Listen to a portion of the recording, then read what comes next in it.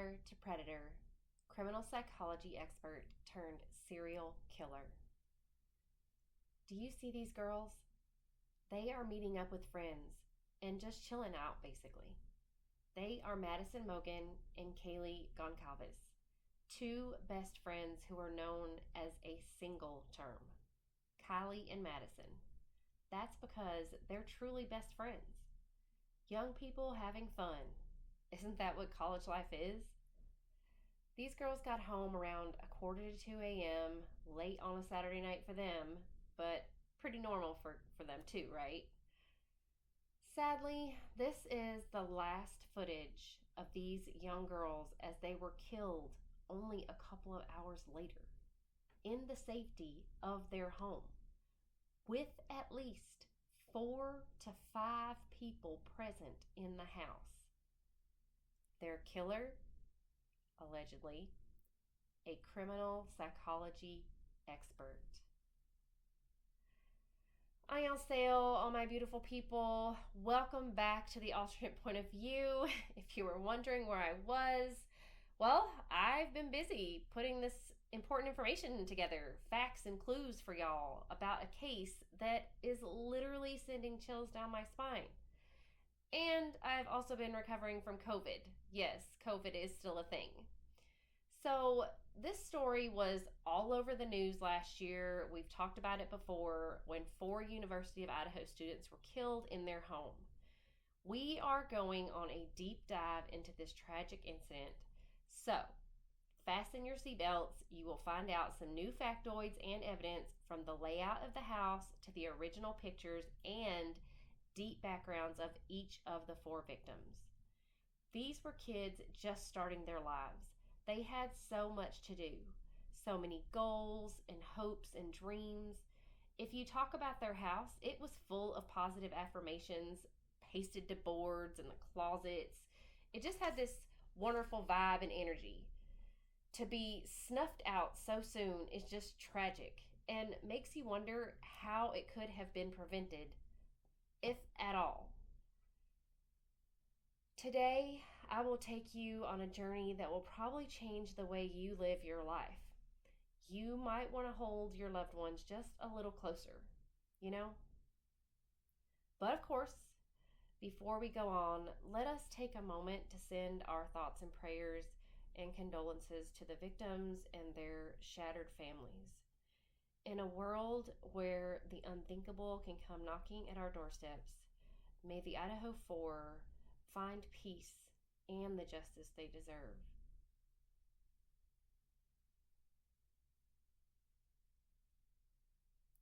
Fasten your seatbelts, everyone, because this is going to be intense.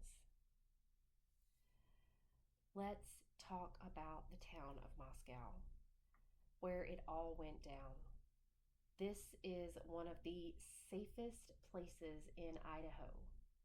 Most of its 24,000 inhabitants are on rent, partly due to the cozy atmosphere that serves as a holiday getaway for some, and partly because of the University of Idaho is a temporary stop for many young people.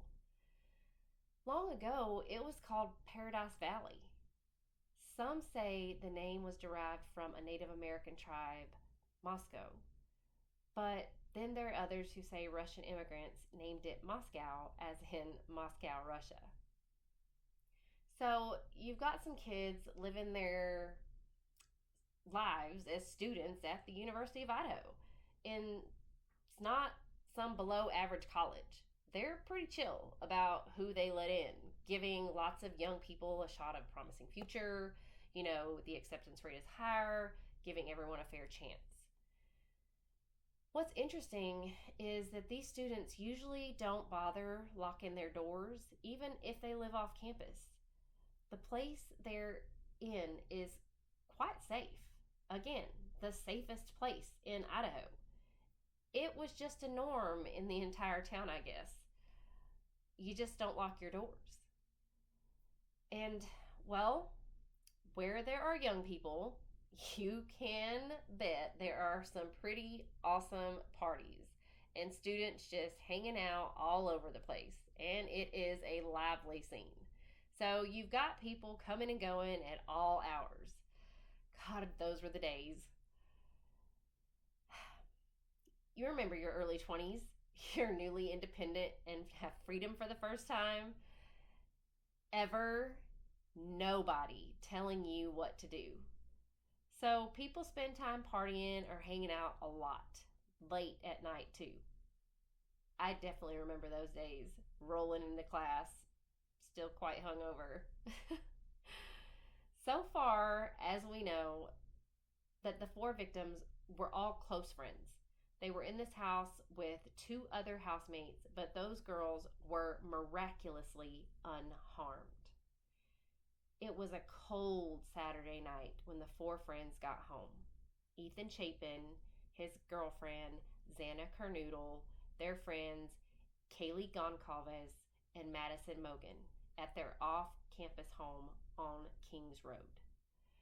They share the house with Dylan Mortensen and Bethany Funk. Deep into the night, Kaylee's dog, Murphy, seemed restless, barking. Before we proceed with the case, though, let's take a look at the victims of this heinous crime. Bethany woke up when she heard bumps in the night, wondering what Kaylee was doing playing with her dog so late at night.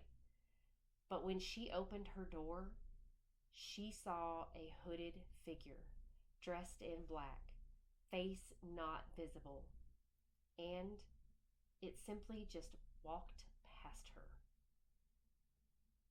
Freaking out, she shut and locked the door and went back to bed. In daylight, she thought it was all a bad dream or a bad trip or something. But she and Dylan woke up to blood seeping through the concrete floor, dripping down the kitchen cabinets into the foundations of the house. Their four friends, roommates, were dead. Before we talk about what happened, let's get to know these four people first. First up, we have Kaylee.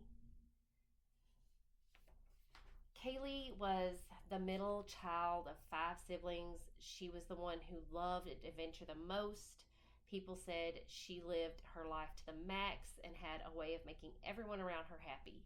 She grew up in northern Idaho and went to high school there. According to her sister, Olivia, Kaylee served as a fairness fighter for the siblings, always speaking up for the right person. She was a go-getter. She had high dreams and aspirations. She had just broken up with Jake Scheringer, her high school sweetheart. The two shared a dog named Murphy, who has his own Instagram account, by the way. My dog also had his own Instagram account. The two had a breakup, and Kaylee was really struggling with getting over him. In college, she was majoring in general studies and was part of a sorority called the Alpha Phi sorority. After she finished school, she already had a job waiting for her. Kaylee was all set to start working right after graduation at an IT firm in Austin, Texas, where I'm at. Her idea was to travel around Europe for a bit and then move to Texas. If you see her Instagram, she posted on the 13th of November, basically early Sunday morning or late Saturday night, just hours before her death. It's a picture of her with her friends, Madison, Xana, Ethan, Dylan, and Bethany. Many people who were liking and commenting that night didn't even know she was dead just an hour or so after she posted that picture. Kaylee's story is incomplete without Madison. According to their English teacher, the two girls were one unit. They met in 6th grade and were best friends since junior high. Inseparable since they met. They graduated junior high and they went to Coeur d'Alene High School together. In fact, just a few days before they were killed, Kaylee posted a series of pictures recording their lives together growing up. Madison Mogan was an only child. She was incredibly bubbly, bright, very friendly. She wasn't alone after she met Kaylee, though. The two were sisters in every sense. After graduating high school with Kaylee, she had gotten into the University of Idaho. And so the two girls had moved in together at an off campus house at the intersection between Queen and King Road. An extrovert, she was a member of Pi Beta Phi sorority and was a waitress at the Mad Greek restaurant, a popular food place in Moscow. She was majoring in marketing, and her skills shown when she ran the social media pages for the restaurant. I know a girl who did that for one of my jobs, and it's pretty dang awesome. These kids are so great at social media. Set to graduate the following spring, Madison was going to move to Boise, but she never made it past that fateful winter in 2022. Now on to Xana. Xana Kernodle was from Avondale, Arizona. She was 20 years old and attended Post Falls High School in northern Idaho after her dad moved there. She lived with her dad because her parents split up in 2005. Her mom was in jail because of drug problems, but that does not define Xana or her parents. Xana had big plans for her future. After she finished school, she put on her vision board the words, quote, "For the lives that I will change," unquote. She had one sister, Jasmine Kernodle. She knew the Chapin family even before she started dating Ethan Chapin because they were friends. By the summer of 2022, Xana knew the whole Chapin family very well. She was a part of the Pi Beta Phi sorority and was a junior in college, studying marketing at the university.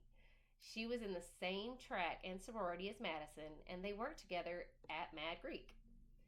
Jasmine loved hearing stories about her little sister's home in Idaho with her friends. Losing her was one of the hardest things for their family, as with all the families. Now, Xana's boyfriend, Ethan. Ethan was also only 20 years old when he died. He was born a triplet with siblings Maisie and Hunter. It was a proud moment when all three of them got accepted to the same college in August of 2021. A graduate of Mount Vernon High School, where he played basketball. He was majoring in sports management in Idaho. It was also a part of the Sigma Chi fraternity. Ethan was a social fish. He managed his studies and his extracurricular activities, aka partying, all at the same time. He truly lived life to the fullest. Dating Xana was one of the best things for him because she had been a close friend before the two started dating. So now that we know a little bit more personal, real life information about the four university students that were, taken too soon in their own home, now we can talk about the house they all lived in. So we can kind of get a seeing of what the house looked like. So, like most students, Xana, Kaylee, and Madison rented a house in the suburbs. If you stood outside on a cold night, you could see the Sigma Chi house from their house. Party, music, lights visible to their yard. Located on 1122 King Road, the house had 3 floors. Some say Madison had her name on the lease and she subrented the rooms, but I'm not really clear about that. It was pretty big house with 6 bedrooms, 3 bathrooms, and 3 stories. Possibly 2 sets of staircases, a terrace, and a yard. It had a number lock, but that was just for show. The girls shared the password with so many of their friends who in turn shared it with their friends. It was a party house because there was always laughter and music and friends in the house. Bethany Mortensen had a room on the first floor, sort of like a sub-basement in the hill. If you've ever seen the house, it doesn't look as big on the outside. It looks kind of like a really plain house, but it was actually built into a hill. And Dylan had a bedroom on the second floor beside Xana. And on the third floor was Madison and Kaylee's room. Remember, those two were inseparable, so they had the same room together. So we have body cam of Kaylee back uh, in August of 2022. There was a noise complaint from the music. You can tell with college kids, and apparently there were a lot of calls about their music and the loud partying. But you can see how Kaylee is holding up very maturely, dealing with the officer as respectfully as she can. Uh, but with kids being kids, officer had to pay them another visit later, which happened a lot at that house again, like I said. Xana, being 20 years old, is really just more concerned about getting charged for underage drinking. And another little important thing here is that Madison is at the corner club. It was a bar where young people in Idaho frequented, and that was the last place she hung out before her untimely death. So they were just having a good time, living their best life. Okay, this is the final night that they were on this earth, and they're just living their best life, having a great time. Now, let's talk about a stalker. 10 miles from the University of Idaho was Washington State University. That's where 28-year-old Bryan Kohlberger was studying for a PhD in criminal justice. Now remember, I also went to school for criminal justice, so I have a lot of questions, y'all. But who is Bryan Kohlberger? What do we know about this suspect in the Idaho College murders? Bryan was born in 1994, and his father Michael was a maintenance worker, his mother Mary Ann Kohlberger, a teacher's aide. So we can establish while he didn't have a luxurious lifestyle, he was still comfortable. I mean, he had both parents, they were both working, growing up with two elder sisters, Amanda and Melissa, in Monroe County, Pennsylvania. Bryan used to be a chubby guy, too. He was bullied a lot in school for a little while and was also socially awkward. He befriended a boy who was on the autism spectrum, but the friendship was anything but nourishing. His friend, who chooses to remain anonymous, posted on Reddit about his toxic friendship with Bryan. There was always a dark shadow around Bryan. Casey Arntz, who was 2 years ahead of Kohlberger in high school in Pleasant Valley, said Bryan was always nice to her. He actually bullied her brother at times, though. Casey's brother, Thomas Arntz, said friends ended their friendship at 13 years old, and Bryan fought him. He often posted some dark thoughts on social media, and those posts have since been removed. But here is one of the posts that has been removed, and Bryan says, I am 15 in 21 days, and I want to wish I'm dead because of this horrible thing. Something major is wrong with me. I am just a blank soul. I used to be a spelling bee champion. My doctor put me on every medication, and it made me crazy. I always feel as if I'm not there, completely depersonalized. Mentally, I feel like my life is a movie. I have delusions of grandeur, poor social skills, no emotion. I can say and do whatever I want with little remorse. Everyone hates me, and pretty much I am an a-hole. I broke my table for no reason. I find no joy in life. I simply don't want to live anymore. I will just say that these posts sound quite similar to Ethan Crumbley and the things that he was saying about having no emotion, not knowing what was wrong with him. And it's really sad because these are cries for help. These might be the musings of a normal teen, that weird age where you are extremely emotional. I mean, he's going through puberty. It might give us an insight as to why things happened the way they did with Bryan. I mean, in his senior year at Pennsylvania High School, Bryan Kohlberger took a different route by not attending traditional classes. Instead, he chose to pursue his diploma through an online course. This choice was revealed by his former guidance counselor, Donna Yazwiak. Bryan made the shift to online learning after completing his sophomore and junior years in a technical program offered by the school district. It's unclear whether decision to switch to online learning was made by Bryan himself or if it was a result of discussions with school administrators. They have not provided any details regarding this matter. Tanya Camilla Beer, a former administrator responsible for student discipline and mental health at the technical school, shared that she had had an official meeting with Bryan before he made the transition.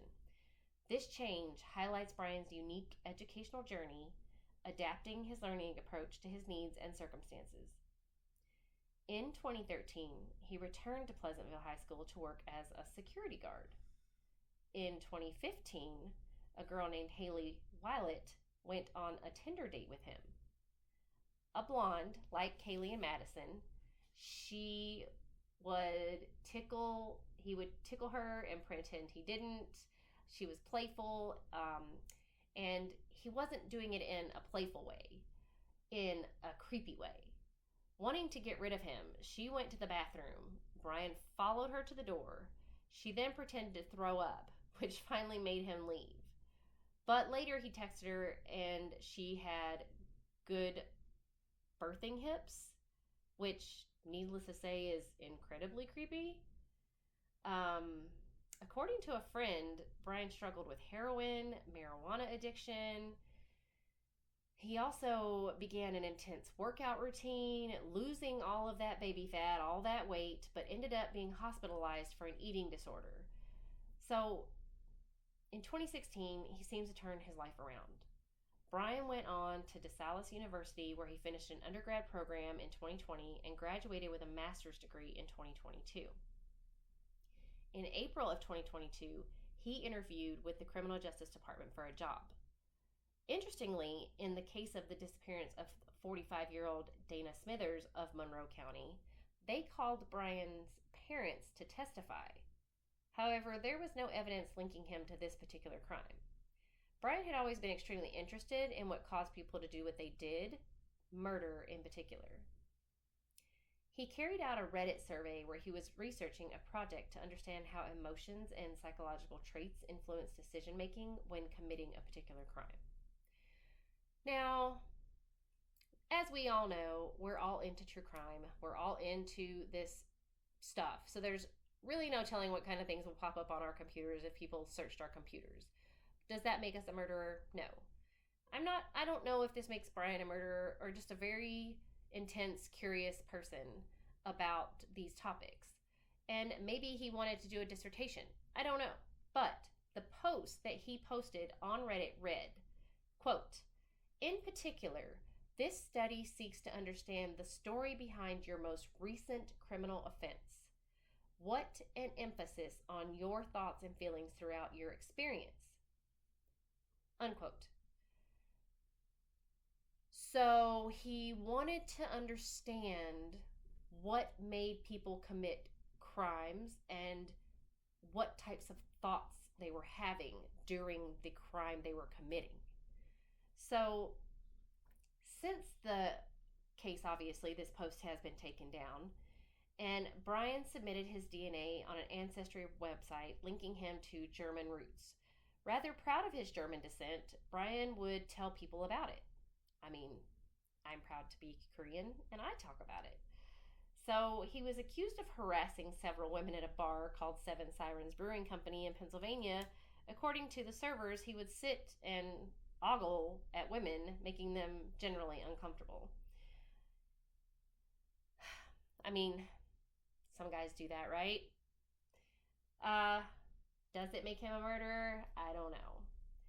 He dropped by the Mad Greek restaurant twice, opting for a vegan pizza on both visits. Now, if you remember, this is the place where I believe Xana and Madison worked. So now this place had two waitresses who really caught his attention. One was a confident blonde and the other was a brunette. They seemed like tight friends, always laughing and chatting away. He manages to find their Instagram profiles, and without much hesitation, he slid into their DMs. He first connected with Kaylee and then stumbled upon Madison, who intrigued him just as much. Maybe not on purpose, but Kaylee never replied to his DMs. I mean, Most of us don't, right? And a lot of times you don't even know if you got DMs in your Instagram because if it's not from someone that you actually know, it won't tell you. So, anyway, at Washington State, he was working as a teacher's aide like his mom, while also pursuing his doctorate. Bryan's sister, Amanda, appeared in a 2011 slasher movie, 2 Days Back, is what it was called. A film about a group of students that get stabbed to death. The irony of that. I will post the link below of where you can watch that. Super weird, right? Okay, so now let's get to the night of November 12th. Kaylee and Madison. It was a Saturday night, November 12th. Around 10:30 p.m., Kaylee and Madison hit a popular spot called the Corner Club. They hung out for a few hours, and according to surveillance footage, they left around 1:30 a.m. As they strolled down Main Street, Moscow, there was this guy with them, but he was unknown. Turns out he was just chatting and trying his luck with the girls. He'd gone to the bar hopping night and was trying to meet someone, okay? So the surveillance video appears to show Kaylee and Madison hours before the killings. And in this video, you can see him chatting them up. The trio walked down Main Street, Moscow with the same guy. Then they stopped at a food truck called the Grub Truck. It was around 1:40 a.m. by now. You can see Madison is slightly tipsy. She recognizes someone and gives them a big hug, exchanges pleasantries. Now this guy told the police Madison struggled to say carbonara while placing an order, so he thought he should give the girls a ride to get them home safe. I mean, he might have had an ulterior motive, but nothing dark. He probably just wanted to get lucky. You know, I mean, they're in college. Let's be real here.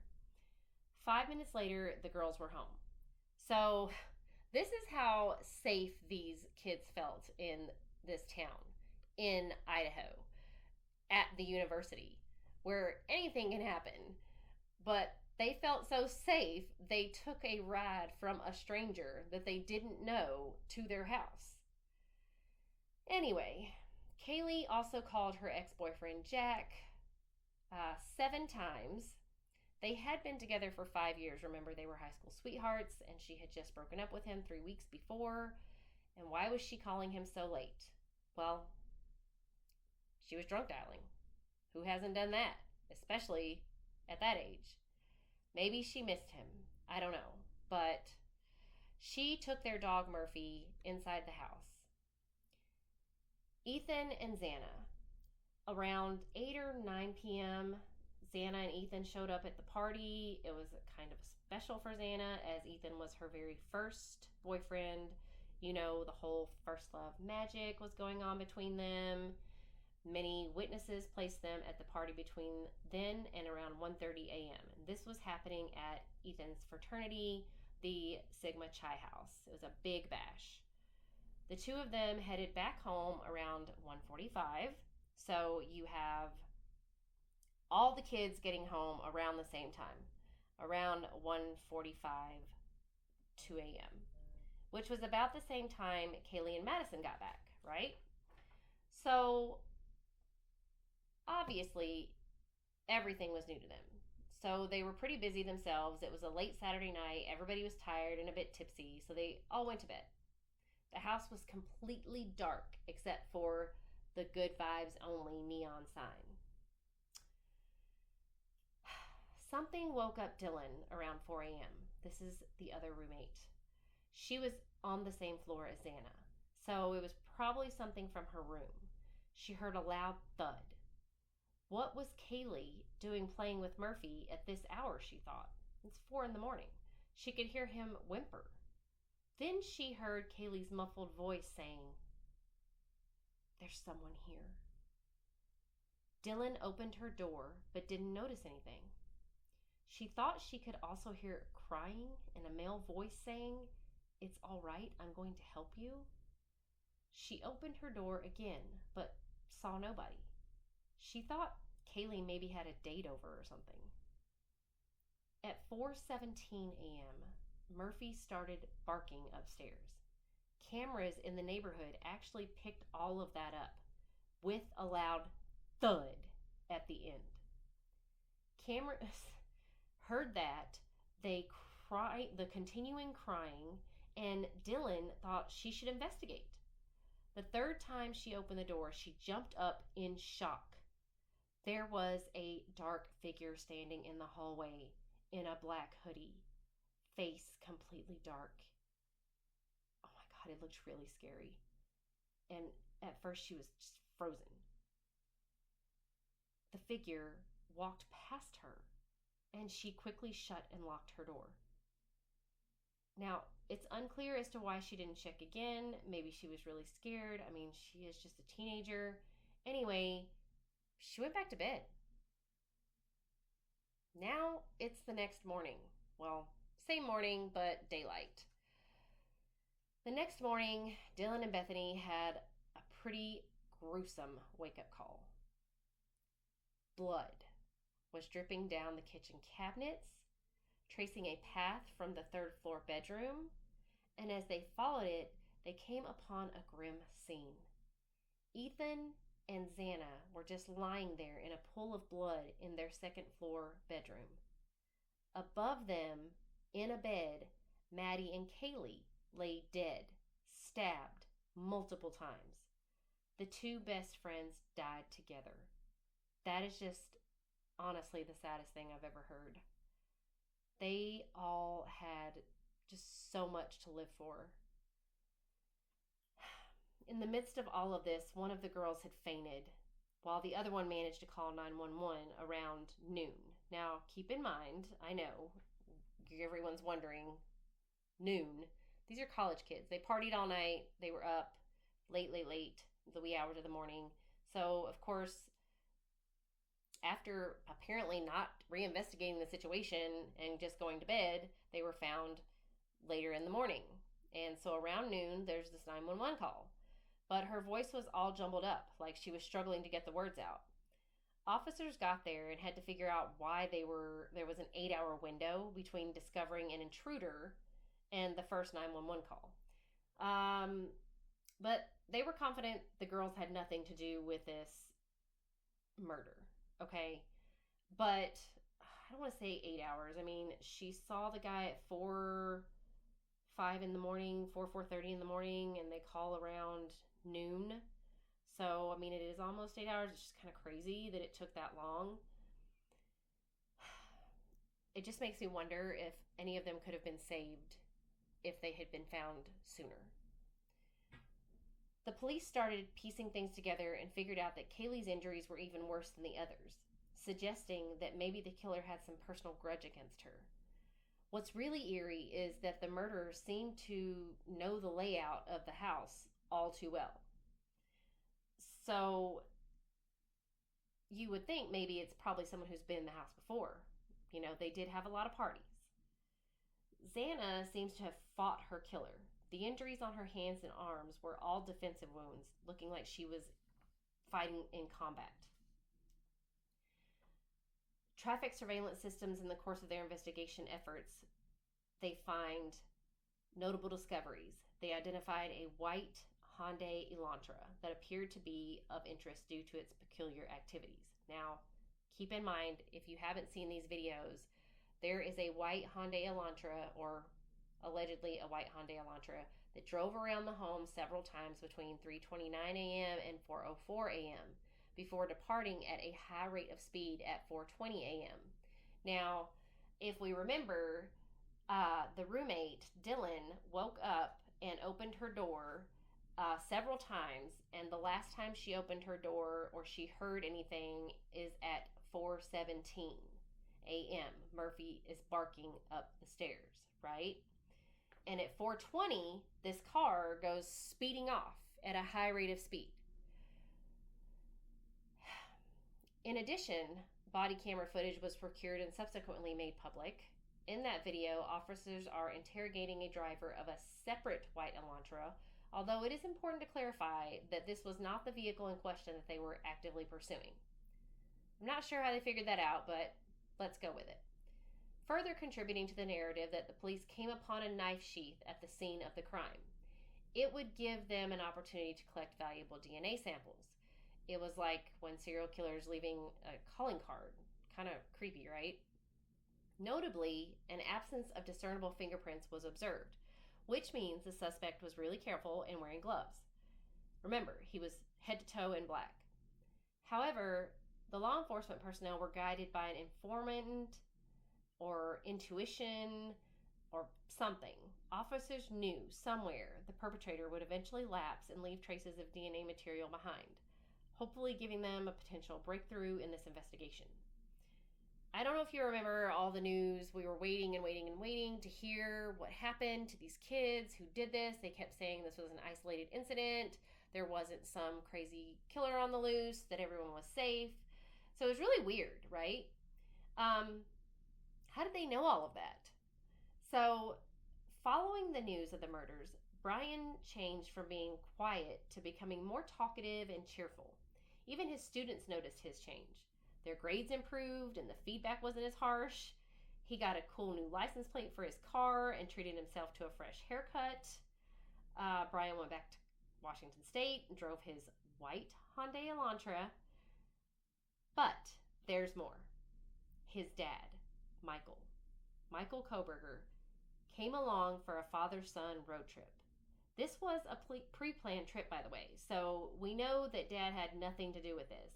Michael had flown in from Pennsylvania, and they went on a long 37-hour journey back home to the Poconos. Whoa. Quite a journey, right, y'all? 37 hours. Holy crap. There's no way. He was pulled over twice on this trip, and knowing what we know, he looks so guilty. I mean, in the videos. Interestingly, Bryan's cell phone played a role in making the police suspect him. His phone was near the crime scenes before the murders happened, and it was turned off during the times of the crimes. And what do I always say, y'all?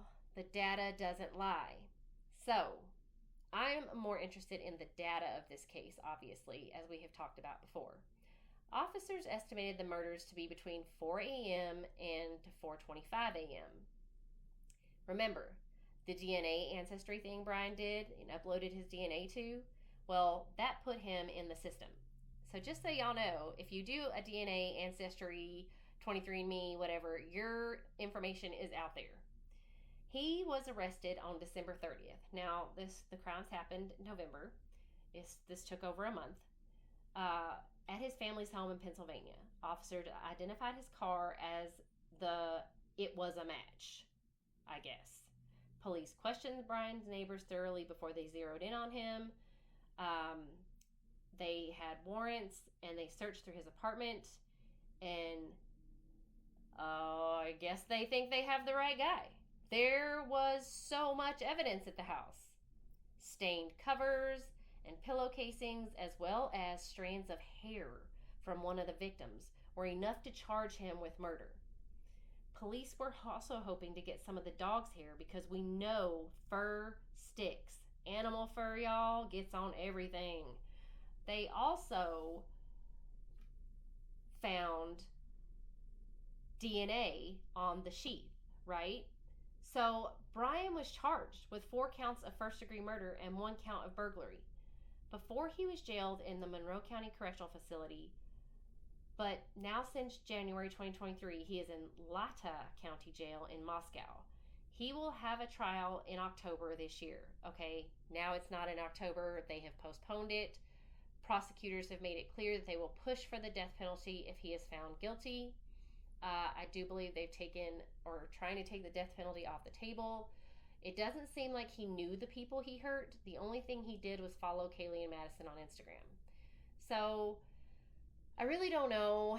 I want to see this evidence. It's kind of crazy that they found hairs and, stained pillowcases and things like that. Like, what were they stained with? Was it their blood? How did hair get into his house? And he is pleading his innocence, y'all. The house on King Road has been donated since to the university and is set to be demolished to be replaced with a memorial garden for the slain students. Bryan Kohlberger is still incarcerated awaiting trial. Is he guilty? We seem to think so, given the circumstances. but we don't know for sure now, do we?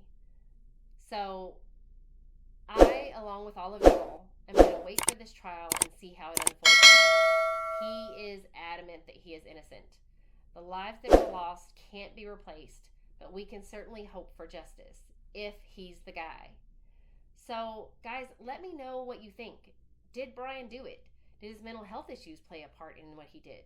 Let me know in the comments below. And like I said, please hit like, subscribe, and click on the bell icon for notifications. Until next time, you guys, the next case, I can't wait to hear what you have to say. This was a deeper dive than I did before on Bryan Kohlberger. There's new evidence that I didn't know about, and I am really interested in seeing what the defense is, what the evidence is that's going to come out in the trial. And I don't know if it's going to be televised, but I will say I am ready for this trial to happen. I am ready to hear all there is. But I will tell you what I always say all the time. The data doesn't lie. So, until next time, y'all, Kazamnida, thank you so much. I will see y'all soon, and I'm so excited to be back.